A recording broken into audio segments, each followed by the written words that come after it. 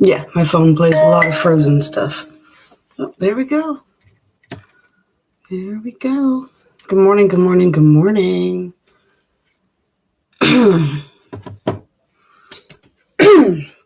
Excuse me, I'm sorry. It's like 40 degrees in the morning right now, and then it's like 60 in the afternoon. Hey, hey, hey. Good morning, good morning. No, I thought it'd be fun to have like a topic to start with, so I've been trying to think of things to talk about. And then I saw a meme. I'm not sure when I saw it. Sometime within the last few days.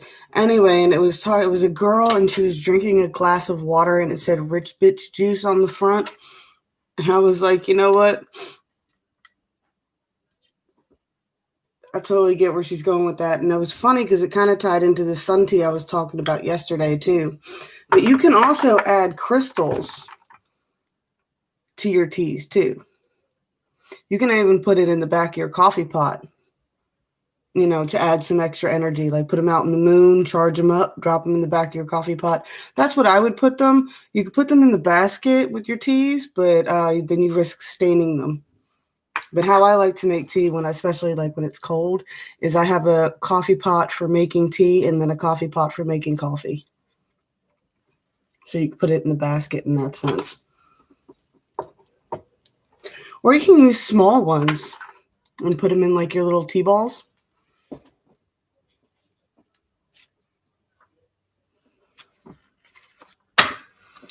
But that's essentially, if you get into the history of potions, that's what they were. There was a little bit of knowledge of herbs and things put into it, like chamomile is a fever reducer, things of that nature. But a lot of it was just the intent in making it.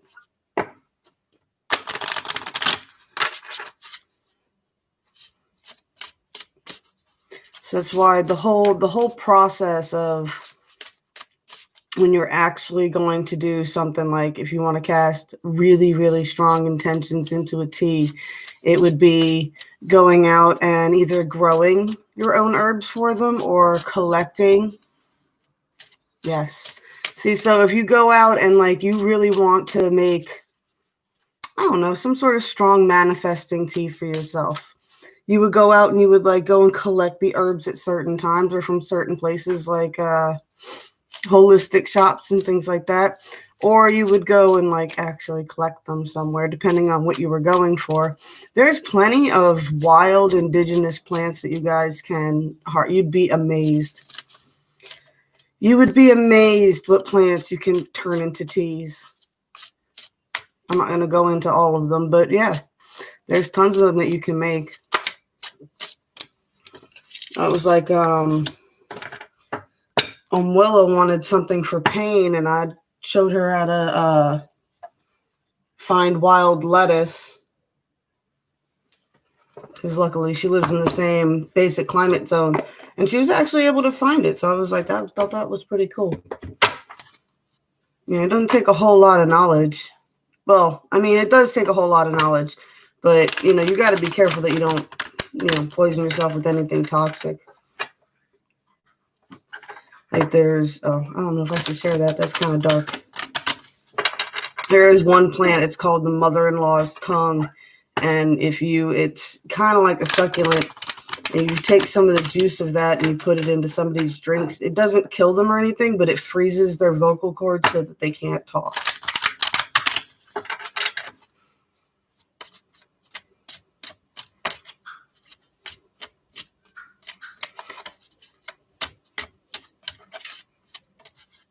But yeah, if you wanted to make a really strong, powerful intention potion, you would research all the ingredients that correspond to whatever your intentions are. I would suggest harvesting or collecting the herbs under like the full moons things of that nature, or look up what the moon is doing, waning, waxing. Collect your ingredients under those areas.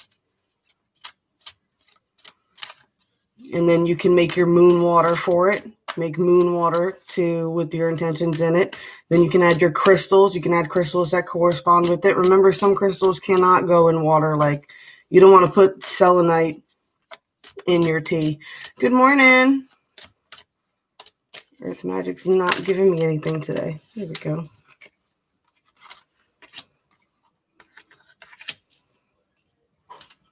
We're just talking about how you can put different intents into your teas and potions and things like that. I mean, that's the definition of making a potion.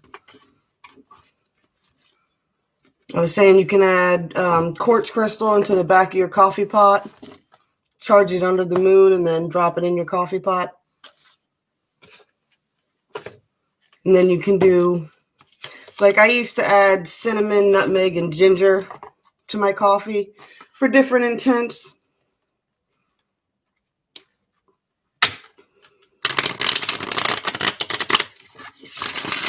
You know, energy, strength, and healing, and enchanted my coffee pretty much every morning. It's not a bad little daily ritual. Or when you do stir it with your spoon, make that into some sort of little ritual.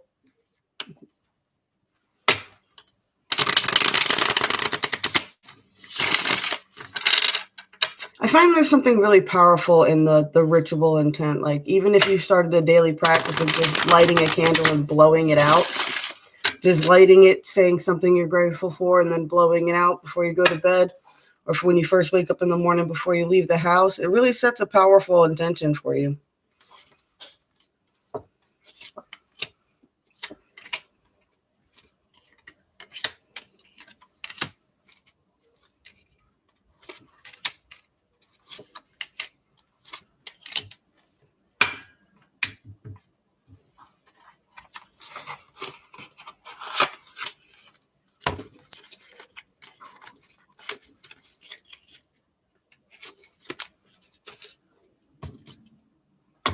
I was saying too, you could do that with the sun tea as well. There you go.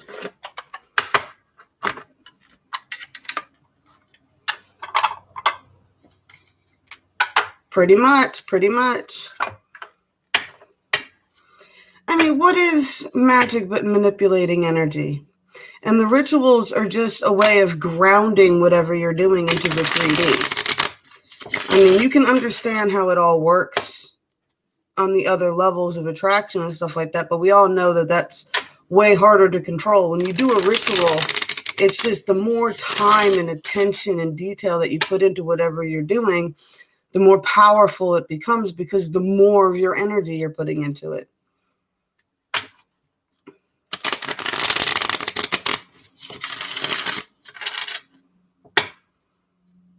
You know, you can make your food magical. Look up edible flowers, and then put some edible flowers in, you know, collect them.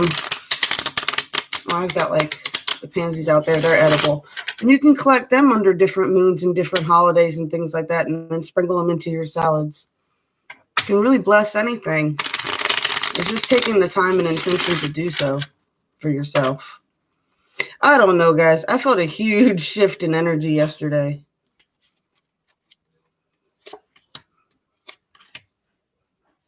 I mean, it could be Mercury, but usually I don't feel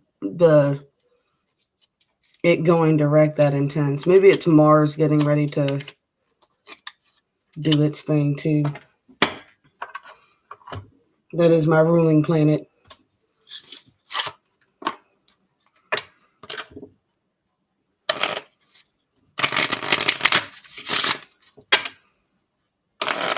Well, I've always had a very strong attachment to Mars. I was trying to find it in the telescope the other day. We were able to get it in the shot, but I couldn't get when I tried to hook the phone up to it, it messed it up.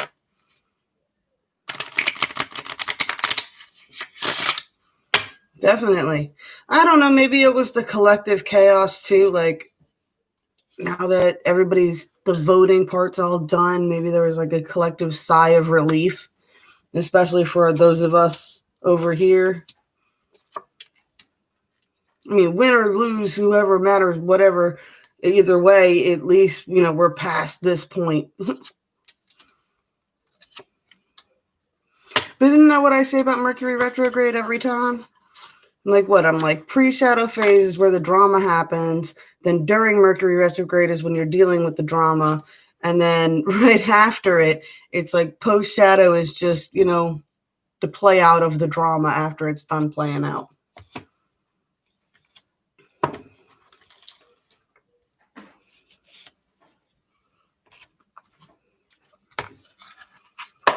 I want to do another past life reading too. I'm going to roll the dice over here so that way I have video evidence that I'm not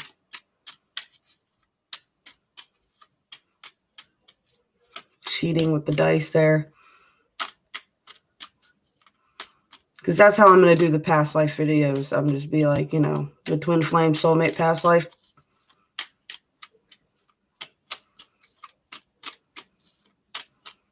I'll just roll the dice on the days that I feel up for doing it. And whoever rolls up, rolls up. Do you guys think I should do the other sign or just leave it as the one sign? Because I was thinking maybe I could do like, you know, roll the dice twice and do this sign and this sign. This is your past life. I'm trying to figure out how I could do it on YouTube for you guys.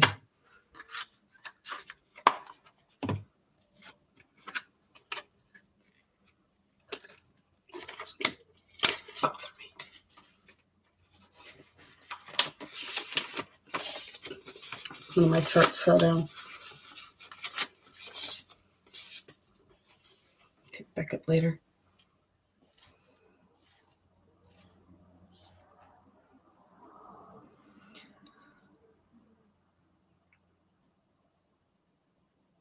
Yeah, I'll just roll with it. Because I was doing the conversation ones like that, but we'll see how it goes. All right, so on the 3D line, things that are going on right around you, it's a lot of, well, it's kind of moving out of this oppressed feeling, moving out of being defensive, really owning your own power at this point. And yeah, the doorways are starting to open again. Synchronicities are going to start coming back through. And yeah, just being able to put the past in the past here. And this even says, it says true love never dies. And it's like, I release you with love is the energy everybody's going into right now. That's what I mean, even with like the election stuff that's going on, it's like after a week or so, once it's all said and done, people are going to start letting it go.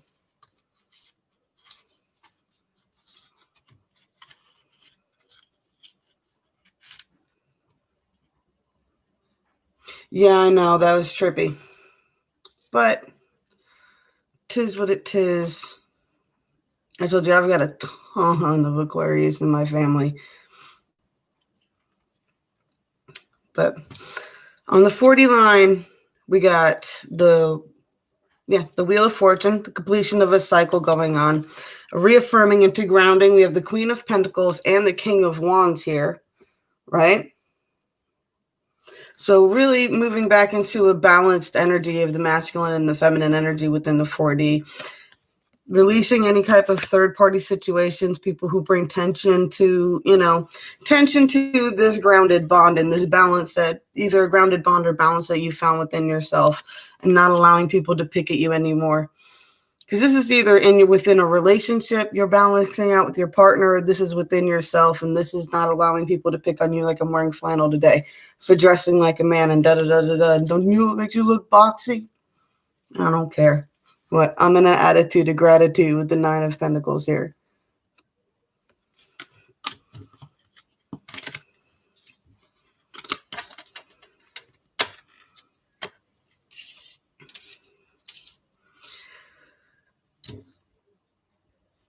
Now, on the 5D levels, we have very strong soul connections, a lot of passion, but a lot of burden and defensiveness as well.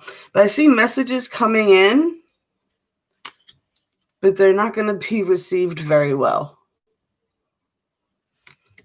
So it's like, I have a feeling like this might even be energy, because it's on the 5D level. So this is going to be,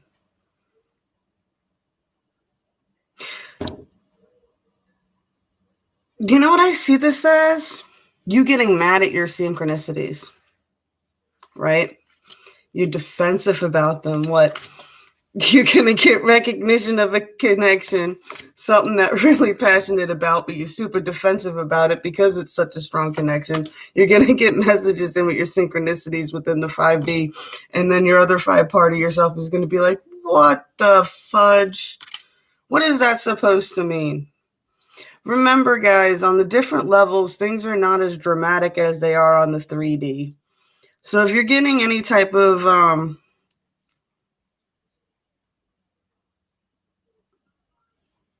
I don't know. I feel like this is going to be something that really catches you off guard. That's why you're going to end up with the reverse queen here. So just remember on the 4D balance level and that third party thing, whatever this is, don't take it there. You get what I'm saying? Don't take it to that level. Be open and honest about, your feelings if you're within a partnered connection. If you're not in a partnered connection, then you might be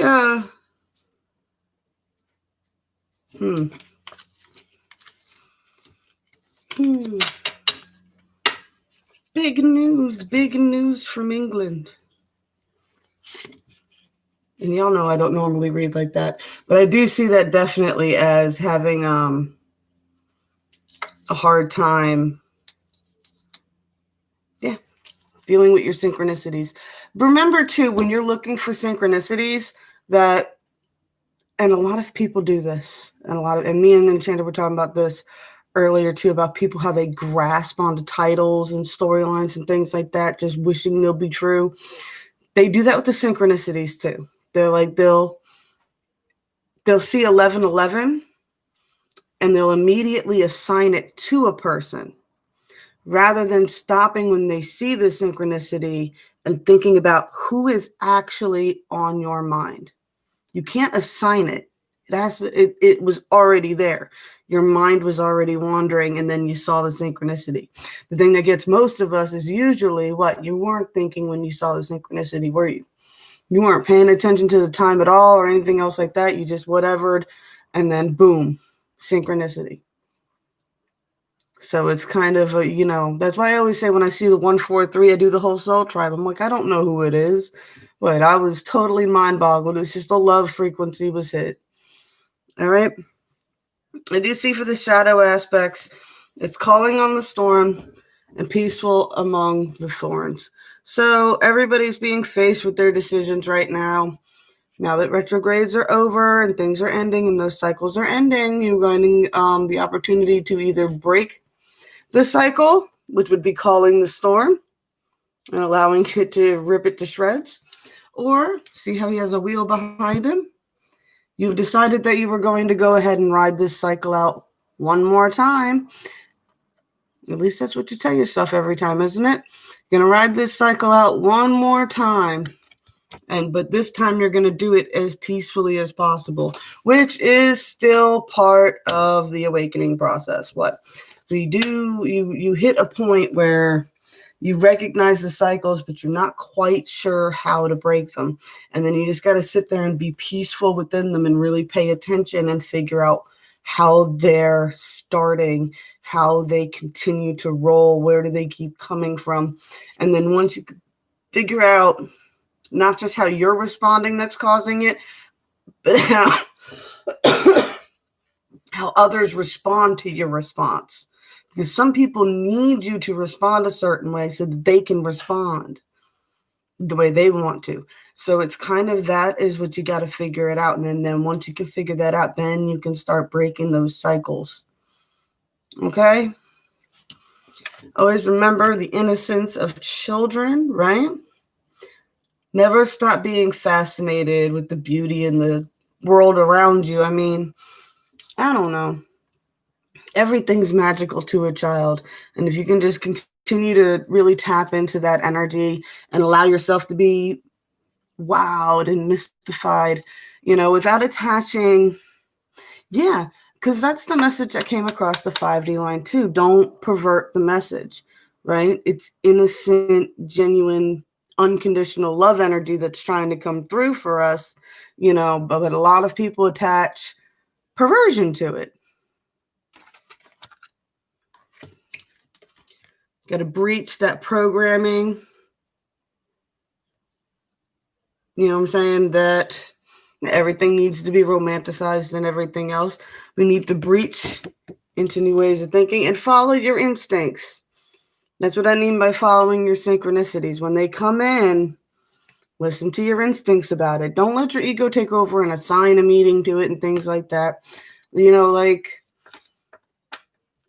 I don't know. I like collecting feathers, and you look up the different meanings for the different colors of the feathers, and you try to remember what you were thinking about whenever you got the feather. But you don't go around going, oh, this must be from so-and-so and who, and this, that, and the other person must be thinking of me. Don't assign it. You don't assign it. That's not how you follow your tradition.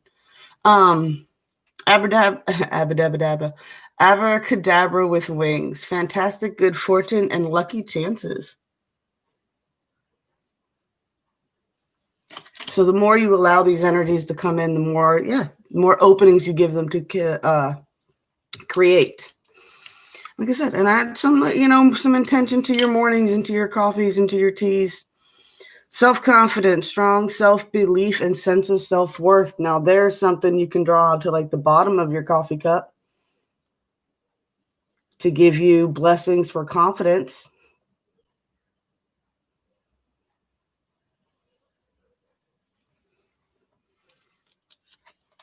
Or you can do the one for good luck. Now, when you do this one, to give yourself good luck, you put your name in here. I actually had this in my first BOS. This is something one of the first things I drew into one of the parts of the covers of the book.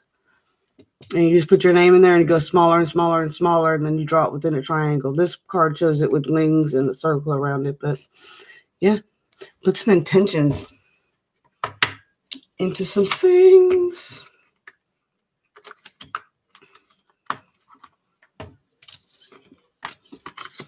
It's the silly little rituals of life that really open you up to it. I don't know, like every time I light an incense, I have to do the pentagram. Blessed be my family, my home, and me before I put it in an incense burner. Why? I don't know. I started doing it years and years and years ago, and I still do it now. Anytime I light an incense. Have to do it. All right, y'all. Oh, let me do the dice.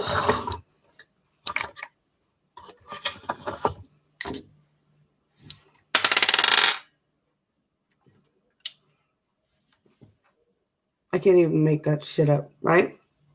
Maybe the dice is uneven.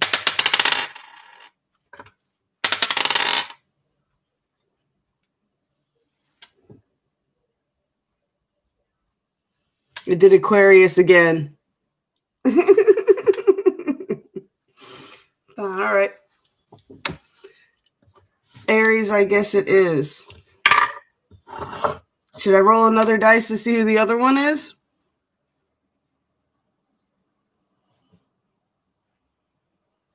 I can't make this stuff up, guys. I don't know what none of this shit means either. Just as confused as everybody else right now. But we shall figure it out. Yeah, roll the other dice. All right, so we got Aries. Ooh.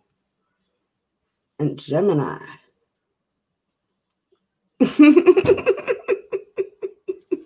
All right, I'm going to go walk my dogs, do lunch, and I'm going to come back this afternoon and do that video, but it'll probably take a little while for it to load. I don't like doing those live. I just record them unlisted live and then open them up later. All right. You guys are my proof that I rolled this, and then it's my other way of kind of pumping cards and coffee. Be like, look, I roll the dice on cards and coffee, and then I come over here and do this. Let me write this down before I forget. Aries and Gemini. All right. Blessed be all those who walk those weird and windy paths with me. Y'all have a beautiful day. I am. It's probably about up to 55 right about now. It's going to be perfect for taking a walk. I love y'all, and I'll see you later.